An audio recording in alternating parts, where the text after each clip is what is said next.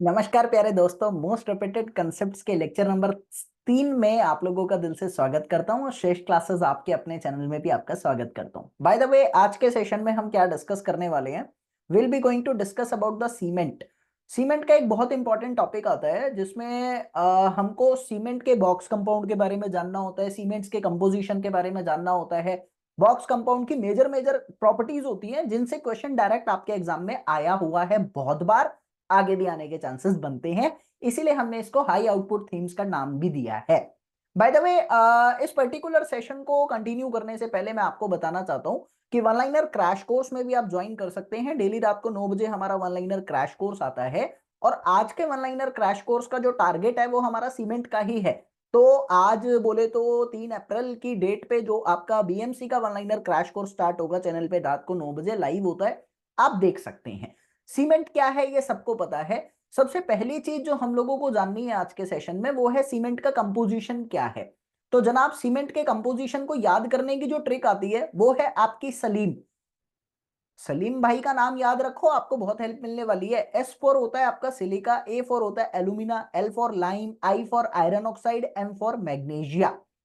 अब इनमें क्या क्या याद रखना होता है? लाइम क्या काम करता है और कितने परसेंट हमारा सीमेंट के अंदर उपस्थित रहता है? लाइम 63% सीमेंट के अंदर उपस्थित रहता है और इसका मेजर काम होता है स्ट्रेंथ एंड साउंडनेस का। अगर ये ज्यादा हो जाए, देखो कोई भी कंपाउंड अगर ज्यादा हो गया ना तो वो उल्टा काम कर देगा, ये बात आपको याद रखनी है। जैसे खाना आपको एनर्जी देता है, अगर खाना ज्यादा हो गया तो वही जहर का काम भी कर देता है। तो कोई भी कंपाउंड अगर अपनी मात्रा से ज्यादा हो गया तो वो उल्टा काम कर देगा, तो आपको याद करने में आसानी रहेगी। तो स्ट्रेंथ एंड साउंडनेस देता है, अगर ज्यादा हो गया तो ताकत कम कर देगा। ठीक है, साउंडनेस क्या होती है? Soundness is the property of the material जो एक्सपैंड होने से बचता है। आपको पता है कि अगर मैं मटेरियल को सुखाता हूं तो कई बार ये एक्सपैंड हो जाता है। एक्सपैंड हो गया तो ताकत कम हो जाएगी, वॉइड्स बढ़ जाएंगे उसके अंदर तो ताकत कम हो जाएगी। तो एक्सपैंड होने से जो बचाने की प्रॉपर्टी है उसको कहते हैं हम लोग साउंडनेस। ठीक है, फिर सिलिका की बात करते हैं। तो सिलिका हमारा कितना परसेंट उपस्थित रहना चाहिए? जनरली सिलिका हमारा 20% के आसपास उपस्थित रहना चाहिए। काम क्या करता है? S for silica, S for strength. Alumina का भाई एक ही काम है, चाहे ईट हो चाहे सीमेंट हो, 6% सीमेंट में उपस्थित है, एक ही काम करता है, सेटिंग का। जल्दी जल्दी जो सेट होता है ना वो एल्यूमिना के थ्रू ही होता है। आयरन ऑक्साइड का भी एक ही काम है। एप्पल में बहुत ज्यादा आयरन होता है और आयरन का मतलब है लाल कलर का बन जाता है। हाँ, एप्पल को काट के रखा, लाल कलर का हो जाता है थोड़ी देर में। कलर आ रहा है ना, आयरन के कारण आता है। तो 3% उपस्थित है और क्या करता है? कलर देता है। ये मेजर कंपाउंड है, कलर देता है। अगर ज्यादा हो गया ना तो कलर खो भी देता है। तो ज्यादा का सारा काम आपको समझ में आ जाएगा। मैग्नीशिया क्या करता है? साउंडनेस के लिए रिस्पॉन्सिबल होता है और हार्डनिंग के लिए। हार्डनिंग में और सेटिंग में क्या फर्क है? देखो यार, इंसान की बात नहीं करूंगा यहाँ पे सेटिंग का मतलब होता है शेप अटेन करना, हार्ड का मतलब होता है ताकत गेन करना।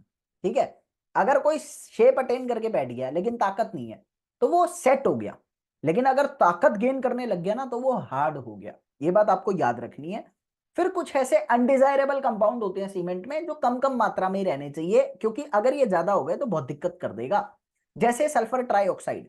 मैं आपको बता दूं, थोड़ा बहुत सल्फर सीमेंट के अंदर ऐड किया जाता है साउंडनेस को एनहेंस करने के लिए, कितना 1.5% के आसपास। लेकिन अगर ज्यादा हो गया ना तो अनसाउंडनेस कर देगा, यानी सीमेंट एक्सपैंड हो सकती है, सल्फर अटैक हो सकता है आपकी सीमेंट पे। याद रखना है, काम की बात है। ठीक है, उसके बाद जनाब आपके पास आता है सोडा और पोटैश, बोले तो एल्कलीस। इनको लिख लो, सोडा और पोटैश का मतलब सोडियम सॉल्ट और पोटेशियम सॉल्ट। कम ही रहता है, 1% जनरली। काम क्या करता है? एफ्लोरेसेंस जनरली कॉज कर सकता है अगर बहुत ज्यादा आ जाए। ठीक है, ये एक रेजिड्यू मटेरियल है, आप नहीं डालते, अपने आप बचता है बाद में। अगर ज्यादा हो गया ना तो एफ्लोरेसेंस दे सकता है। ठीक है, तो अब अगला ही टॉपिक मेरे पास आता है हाइड्रेशन ऑफ सीमेंट। देखो, हाइड्रेशन ऑफ सीमेंट का मतलब क्या है पहले उसको समझकर चलते हैं, तो हम आगे की कैटेगरी में बढ़ पाएंगे।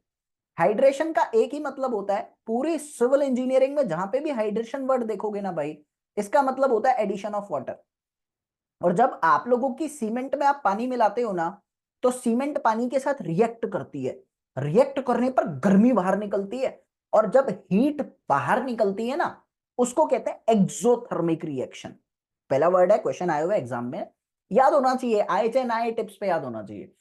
और रिएक्शन जब भी होती है तो एक नया प्रोडक्ट बनता है ना। अरे दो लोगों की रिएक्शन होती है तो एक नया प्रोडक्ट आता है ना। मतलब दो रिएक्टेंट की रिएक्शन होती है तो नया प्रोडक्ट आता है। तो नया प्रोडक्ट कुछ भी यहां पर भी बनने वाला है। वो कौन कौन से प्रोडक्ट हैं? 4 प्रोडक्ट होते हैं मेरे पास नए। उन प्रोडक्ट्स को नाम देते हैं बॉग कंपाउंड। जब सीमेंट में पानी मिलाया जाता है तो ये प्रोडक्ट की फॉर्मेशन होती है, 4 प्रोडक्ट बनते हैं। एक होता है आप लोगों का C3S ट्राई कैल्शियम सिलिकेट, एक होता है C2S di calcium silicate, tri calcium aluminate, tetra calcium aluminoferrite. ये 4 नाम है, आपको ये बात याद रखनी है। और कॉमन नेम अब एसएससी के लिए जरूरी नहीं है। Don't need to learn this for the SSC JE. हाँ, आप आरआरबी की तैयारी कर रहे हो, यूपी ट्रिपल एससी की तैयारी कर रहे हो, उसमें काम आ सकता है। ठीक है भाई, तो ये नाम याद करेंगे, काफी इंपॉर्टेंट बनेगा आप लोगों के लिए। अच्छा, ये तो बताना ही भूल गया, आपके सीमेंट में प्रिंसिपल कंपाउंड कौन से हैं? अरे एसएससी का क्वेश्चन है, ऐसे ही हाई लेवल का क्वेश्चन मानता हूं, इसको थोड़ा सा याद रखना। प्रिंसिपल यानी मेजर कंपाउंड 3 है, लाइम, सिलिका, एल्यूमिना। ठीक है भाई। अब आगे मेरी बात आती है हाइड्रेशन प्रोसेस के बारे में, ऑलरेडी बता चुका हूं। पानी को मिलाना और उसमें से हीट निकलती है, एक्सोथर्मिक रिएक्शन होती है, उस हीट को नाम देते हैं हीट ऑफ हाइड्रेशन। कितना परसेंट पानी की जरूरत होती है? टोटल 38% पानी की जरूरत होती है।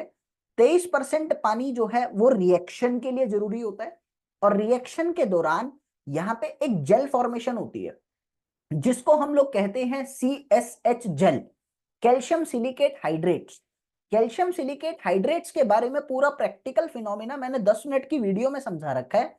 मैं टेलीग्राम ग्रुप पे वो वीडियो डाल दूंगा सेशन खत्म होते ही, आप वहां से देख लीजिएगा, आपको बहुत काम आएगा। और वो जो CHS जेल मिलती है ना, उसमें वॉइड्स होते हैं। अब वॉइड्स में अगर हवा रह गई तो भाई घातक हो जाएगा आपके लिए। हवा मतलब खोखलापन, ताकत खत्म। उस हवा को भरना होता है तो हम पानी से भरते हैं। तो 15% पानी उस वॉइड्स को भरने के लिए भी जरूरी होता है। तो टोटल पानी कितना हो गया? 23 और 15 यानी 38% पानी आप लोगों का टोटल जरूरी होता है। तो यहां पर 38% का मतलब समझ आ गया ना क्या है? कि हर 100 के लिए 38 की जरूरत पड़ती है। अब 500 किलो की सीमेंट को हाइड्रेट करना है तो आपको कितना पानी लगेगा? Total 190 kilo. और पार्शियल यानी सिर्फ रिएक्शन करनी है, पोर्स नहीं भरने, 115 किलो। क्वेश्चन इंपॉर्टेंट है, ध्यान रखेंगे, काम की बात है। अब इन बॉक्स कंपाउंड के बारे में थोड़ा सा जान लेते हैं भाई, बहुत ज्यादा जरूरी है आप लोगों के लिए ये बॉक्स कंपाउंड।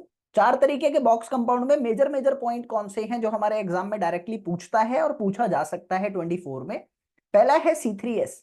C3S कितना परसेंट रहता है? 40% के नियर अबाउट मेरी मिट्टी सीमेंट में रहता है। काम क्या करता है? ताकत देने का। जो शुरू के 15 दिन में ताकत आती है ना सीमेंट में, वो इसकी वजह से आती है। तो अर्ली स्ट्रेंथ आप लोग इसको याद कर सकते हैं, इंक्रीजेस हार्डनेस एंड स्ट्रेंथ। और कहां से कहां तक? शुरू के 15 दिन में। एक और इंपॉर्टेंट पॉइंट है हीट ऑफ हाइड्रेशन, इसका कितना है जो निकल रही है? 500 जूल पर ग्राम का रहता है, याद रखेंगे। दूसरा है C2S। C2 में दो एक कम हो रहा है ना, तो स्ट्रेंथ कम हो गई, कम हो गया, तो सब कुछ ही कम हो गया। यहां पर कितना परसेंट है? देखो वो 40 है तो ये 32% है, कम हो गया। उसके बाद हीट ऑफ हाइड्रेशन भी इसकी कम हो गई, आप देख सकते हो यहां पर इसकी हीट ऑफ हाइड्रेशन भी बहुत कम हो गई है। ठीक है भाई। उसके बाद मेरी बात आती है यहां पर कि ये काम क्या करता है। जो 1 साल बाद ताकत आती है ना, 6 महीने या 1 साल बाद, वो यहां से आती है। पहले तो यहां से आ जाती है, बाद में लेटर ऑन स्ट्रेंथ आती है C2S की वजह से, लिखा हुआ है यहां पे, आप देख सकते हैं। लेस हीट ऑफ हाइड्रेशन की वजह से बाहर के लोगों को भी कम इंडिकेशन मिलेगी कि आओ मुझ में अटैक करो। जिनमें ज्यादा गर्मी होती है ना, वो अक्सर लोगों को अट्रैक्ट कर लेते हैं।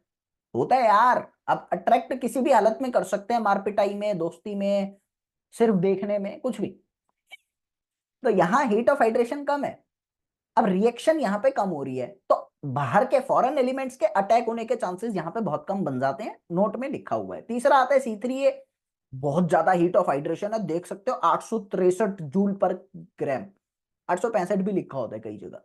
रहता बहुत कम अमाउंट में है, 10 से 11% रहता है, एवरेज 10.5% रहता है। काम क्या करता है? बहुत ज्यादा मैंने बताया, एल्यूमिना का एक ही काम होता है, क्विक सेटिंग, बस क्विक सेटिंग में काम करता है। स्ट्रेंथ तो बिल्कुल ही ना के बराबर, या दे भी देता है, चलो ठीक है। चौथा जो आता है वो होता है C4AF।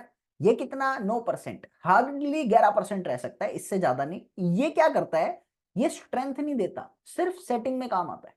स्ट्रेंथ नहीं देता, सिर्फ सेटिंग में काम आता है। और इसकी हीट ऑफ हाइड्रेशन कितनी होती है? 460 जूल पर ग्राम। ये भी आप लोगों को याद करना है। ये चीज समझ आ गई। अब कुछ मेजर पॉइंट लिखे हैं जो आपके काम में आ सकते हैं और रिवाइज करके याद करना है। सबसे ज्यादा हीट ऑफ हाइड्रेशन है C4AF की, देन है C3A की, देन ओहो एक minute, heat of hydration C3A की सबसे ज्यादा है। ये रेट ऑफ हाइड्रेशन लिखा हुआ है, मैं हीट ऑफ हाइड्रेशन अभी लिखवा दूंगा।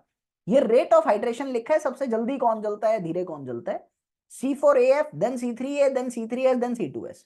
ठीक है, लेकिन टोटल हीट इवॉल्व जो है वो सब में सेम हो रही है, अल्टीमेट हीट सेम है, रेट ऑफ हाइड्रेशन ये सबसे पहले, फिर ये सबसे स्लो होता है। अब यहां पर आता है हीट ऑफ हाइड्रेशन, पेपर में पूछ सकता है ना, याद होना चाहिए आप लोगों को। तो वो है C3A का सबसे ज्यादा, then C3S, then C4AF, then C2S। सबकी वैल्यू याद हो गई ना आपको, बहुत ज्यादा जरूरी है, आपको क्लियर होना चाहिए यहां पर। अब ये एक लाइन अच्छी बोली गई है यहां पर कि रेट ऑफ हाइड्रेशन सीमेंट की फाइननेस के साथ बढ़ता है। जितना ज्यादा फाइन क्वालिटी का मटेरियल होगा उतना ज्यादा उसका स्पेसिफिक सरफेस एरिया होगा, उतना ज्यादा रिएक्शन कर सकता है। और अगर C3A को बढ़ा दिया तो हीट बढ़ गई, हीट बढ़ गई तो सल्फेट अटैक के चांसेस भी बढ़ चुके हैं, ये भी आपको याद होना चाहिए। इसके बाद जो आप पानी मिलाते हो सीमेंट में, उस पानी में जो इंप्योरिटीज की परमिसिबल लिमिट है, वो परमिसिबल लिमिट कितनी कितनी होनी चाहिए भाई, ये देख रहे हैं आप लोगों को याद होना चाहिए। वैसे आरसीसी में भी ये मैं आपको पढ़ाऊंगा, लेकिन फिलहाल मैं ले आया, आप इसको याद करेंगे। ऑर्गेनिक कंटेंट 200 मिलीग्राम पर लीटर का परमिसिबल है, इनऑर्गेनिक 3000, सल्फेट 400, क्लोराइड दो तरीके से हैं। अगर प्लेन कंक्रीट वर्क है तो 2000, अगर आरसीसी वर्क है तो 500 मिलीग्राम पर लीटर ही होना चाहिए, क्योंकि क्लोराइड अटैक हो सकता है। सस्पेंडेड मैटर 2000 मिलीग्राम पर लीटर की कंसेंट्रेशन रखते हैं। तो इसी तरह की शानदार वीडियोस के थ्रू ना रिवाइज करते रहो एसएससी जेई के लिए। एक बार भी मन में ये ना आ जाए आलस लग रहा है, एक बार भी मन में निराशा ना आ जाए, क्यों, अरे ये फाइन कंटेंट दे रहा हूं आपको, ये रिएक्शन कराओ दिमाग के अंदर, क्योंकि 100% श्योर हूं पास्ट ईयर एनालिसिस के हिसाब से इनमें से बहुत आया है, आगे भी आने वाला है। तो 2 वीडियोस डेली की 10-10 मिनट की देता